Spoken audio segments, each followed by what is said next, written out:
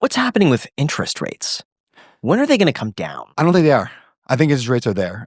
When you look at the last, 40 years of American interest rates, we are right dead center, even where they should be. Now, the government's going to, the government doesn't necessarily move interest rates, but interest rates are moved, and the government kind of controls it based on what they want the economy to do or not do. So everything I'm about to say, with a grain of salt, take that. But interest rates are where they are because that's generally where they've been. We've just been spoiled like little kids the last, 10 years where it's like 3%. Like, what's your lowest interest rate you ever got, 2.8. Yes, I had a 2.9. I'm like, that's stupid. Like, that's not, I don't think we're ever going to see it again. And I think we should take that approach that we will never see that again, ever. If it happens, hallelujah. But I don't think we'll ever see it again. I think we'll see, where are we at right now? Like 6.5, call it for a house, 7, depends on who you go to, right? It went down. Obviously it went way up to 8, went back down to about 6. Now we're sitting at maybe 7. That's I think the next 10 years is 5, 6, 7, 8, 5, 6, 7, 8, fluctuating in there. And how do you see that impacting the market though in the short term?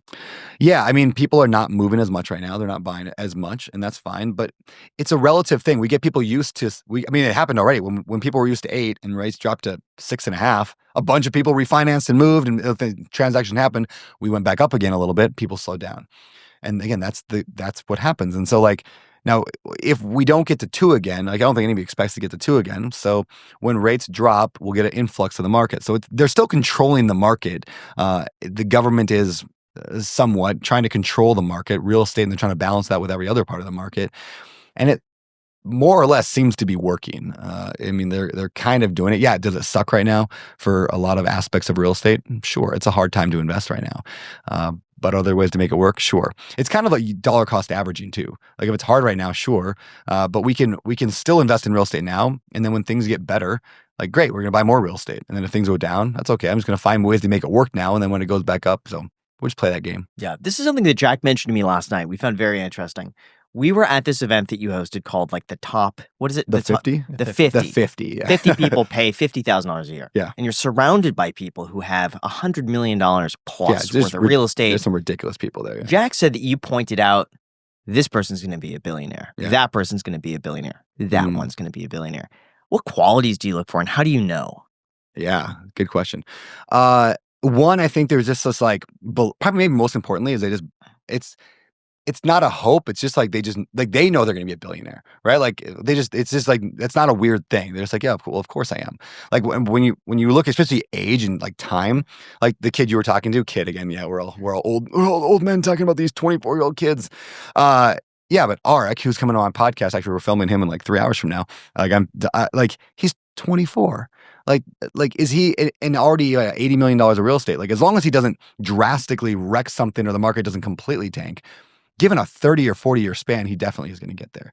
But the same with some of the guys that if their net worth is $200 million right now. There's guys in the group that have $1 million net worth and they're pretty relaxed and they're like, yeah, I just like to buy a few more properties every year. And yeah, I'm not going to say they're going to be a billionaire. But the guy that's at 150 million net worth, he owns 5,000 houses and he's aggressive and he knows yeah, I'm going to keep growing this thing. I love it. How is he not how is he not going to be a billionaire right, in even the if next he just 20 or grows 30 at years? 12%. Yeah, just a decent number. I used to think I was going to be a billionaire. I've changed though over the past year.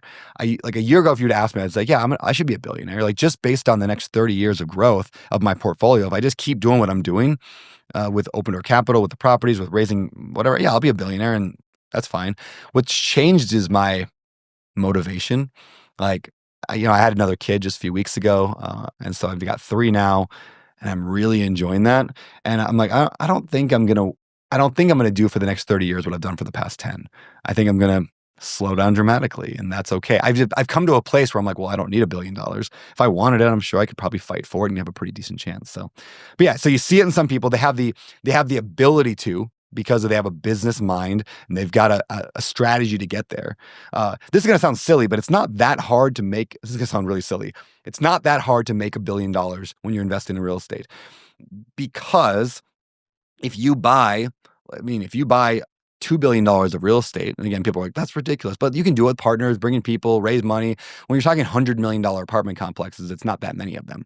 So you buy a couple $1 billion of real estate, and then over a time period, 5, 10, 15 years, that goes from $2 billion to $4 billion. Okay, you just made $2 billion. Yeah, you had partners. Okay, so they get a bunch of the money. So they might get half that and you get the other billion. That's just how billionaires are made in real estate. It's not a super complex thing. And the process of buying $100 million apartment complex is really not that different. And in fact, I would argue it's easier than buying a $100,000 house in a lot of ways, because you have people, you have teams. I mean, yes, less competition. Less competition, yeah. And it's just so much more systematized and less drama. And so, like, if you can buy a $1 million house or a $1 million apartment, you can buy a 10 million or a 50 or 100. There's little nuanced differences, but that's why I say it's not hard to be a billionaire in real estate if you really wanted it. And if you're willing to scale and you have that vision for getting there, it's not that hard. How was the guy able to get $80 million of real estate at 24 years old? Yeah, how did he do that? Yeah, go listen to my episode when it comes out. No, here's his strategy, and this could work. And I feel like he should tell his story, but better than I can. But I can just tell you a bit of it. Is he utilizes a combination of seller financing, which is where the owner of the property will carry the mortgage, right? So imagine, first, if this is confusing, imagine, Jack, you have a car. What do you drive? A Tesla. Okay, nice. Okay, you got a Model Y. What's that thing worth? Rub it in. What? Okay. What do you want it? What's it worth? What price did you pay and what it's worth today? Yeah. Top of the market, I purchased it for 58 all in, all right. And it's probably worth 30. Okay, that's fine. Do you own anything on it? No. Okay, so you own it free and clear. $30,000 is probably what it's worth. I want to buy that car from you, but I don't have 30 grand. So can I have the car and I'm going to make payments to you? Is that cool? Just say yes. Yeah. Okay. So I'm going to pay you. What's a good monthly payment for that, do you think? I want $500 per month. Perfect. I'm going to pay you $500 a month for the next X number of years. I don't know how many years that is. Now I'm going to own the car. Like it's going to be my car. It's mine, but you are going to have a lien on it. In other words, if I don't pay you back, you can go and repossess my car. That's done all the time, right? When you buy a car from a dealership, it's your car technically, but the dealer or the financier, whoever ended up with the loan, they have that lien. They can just go and foreclose, or not foreclose. They can repo it from you. Real estate, exactly the same way. And so, you have a house worth $30,000. I want your house, and so obviously, just trying to keep the math the same, I'm going to pay you $500 a month for your $30,000 house for the next X number of years. And you get the monthly payment. The seller financing is fascinating. It's a great model. A lot of investors, my buddy Gabe Hamill, he's built his entire portfolio, millions and millions of dollars. He's built it just off seller financing. That's pretty much all he's ever done. Now, why would a seller do that? Like, why would you do that? Because you want $500 a month. Like, yeah, you could sell me your car for 30 grand. I could give you 30 grand. Well, now what? You got to pay taxes on it. So you're going to lose 10 grand just in taxes on that thing.